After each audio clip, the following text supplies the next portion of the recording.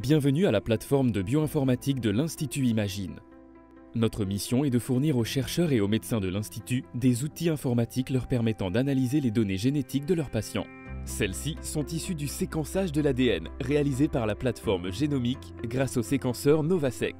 La première étape de ce travail est donc la réception des données de séquençage du patient et de ses parents, c'est-à-dire la succession de nucléotides constituant la molécule d'ADN. Il existe 4 nucléotides différents, représentés chacun par une lettre. A pour adénine, T pour thymine, G pour guanine et C pour cytosine. La séquence de chaque individu, 2 fois 3 milliards de lettres, correspond à un énorme livre de 1,2 million de pages. La séquence du patient va ensuite être comparée informatiquement à la séquence de référence du génome humain. Il ne s'agit en rien d'un génome parfait, ce qui n'existe pas, mais d'un génome représentatif de la population générale, fruit d'un consensus scientifique international. L'objectif est d'analyser quelle variation dans l'ADN du patient peut être à l'origine de sa maladie génétique, c'est-à-dire trouver la ou les différences entre 2 livres de plus d'1 million de pages. À ce stade, plusieurs différences comparables à des erreurs d'impression peuvent être identifiées. Une lettre qui diffère, substitution, qui manque, délétion ou qui s'ajoute, insertion. On parle de variants. Dans certains cas, des paragraphes sont supprimés, des pages sont en double, inversées ou ne se retrouvent pas à la bonne place. On parle de variants structuraux, délétion, duplication, inversion ou translocation. Ce sont des événements de grande taille. Nous sommes ici à l'échelle du chromosome. Cette étape permet de révéler, pour tout individu, entre 2 et 3 millions de variations avec le génome de référence. Imaginez le travail restant à faire.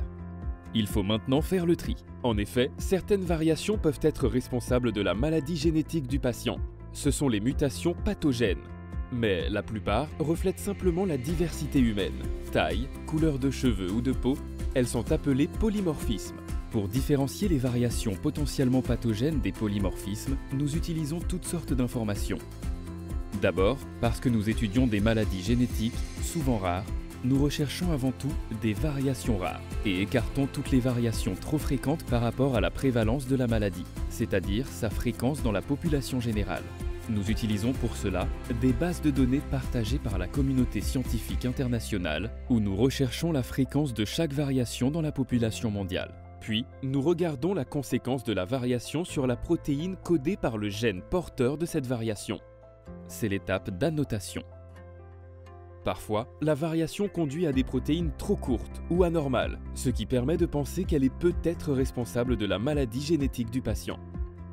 Le processus se termine par la comparaison de la séquence du patient avec celle de sa famille afin d'observer si les variations identifiées aux étapes précédentes sont présentes chez ses parents ou ses frères et sœurs. Cette ultime étape, que l'on nomme étude de ségrégation, permet d'affiner les variations sélectionnées pour ne conserver que celles qui suivent les règles de transmission mendélienne en fonction des phénotypes familiaux. Une fois toutes ces étapes réalisées, les informations sont transmises aux chercheurs et aux médecins via des interfaces web développées à la plateforme. En fonction de leurs connaissances sur la maladie et sur la famille, ils sélectionnent les mutations ou variations les plus intéressantes pour pouvoir établir un diagnostic. La génétique n'est pas que biologique, n'est pas que clinique, n'est pas qu'informatique. C'est un sport d'équipe qui regroupe tout cela à la fois. Aujourd'hui, nous analysons les données d'une centaine d'individus par semaine. Depuis 10 ans, ce sont les données de plus de 90 000 malades qui sont stockées à l'Institut Imagine et qui viennent aider les chercheurs et les médecins à poser un diagnostic.